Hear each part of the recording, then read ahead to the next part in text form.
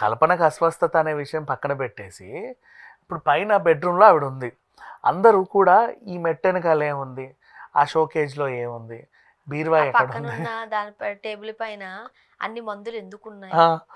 ఇలాంటివన్నీ కానీ మీద నిజమే, ఫోకస్ పెడతారు. బెడ్ అంతా ఎందుకంత చిందరవందరగా ఉంది, అమ్మ పడుకొని లేసే బెడ్ చిందరవందర కాకపోతే నీట్గా అన్ని ఉంటుందా? పిల్లోస్ ఎందుకున్నాయి, అవును, మన కంఫర్ట్, అది కంఫర్ట్. బెడ్ అంతా ఇలా నీట్ గా ఉండి ఒక పక్క నీట్ గా పడుకోవచ్చు కదా, నెక్స్ట్ ఎలా పడితే అలా ఎందుకు పడుకున్నారు? దీన్ని ఎలా పోలుస్తున్నాడు చెప్పన, మన డర్టీ పిక్చర్ మూవీలో క్లైమాక్స్లో విద్యాబాలను అలా పిల్స్ వేసుకొని అలా పడుకుంటుంది చూడు బెడ్ పైన, ఆ సీన్ని ఈ సీన్ని పోల్చి చూపిస్తుంది. అందుకోసమే కదా ఈ టాపిక్ మాట్లాడుతున్నాం. నిజంగానే ఓ పక్కకి చాలా మెడిసిన్స్ ఉన్నాయి, అన్ని మెడిసిన్సా లేకపోతే కాస్మెటిక్సా అవి అర్థం కాలేదు. అమ్మ కాస్మెటిక్స్ ఉంటాయి, మెడిసిన్స్ ఉంటాయి.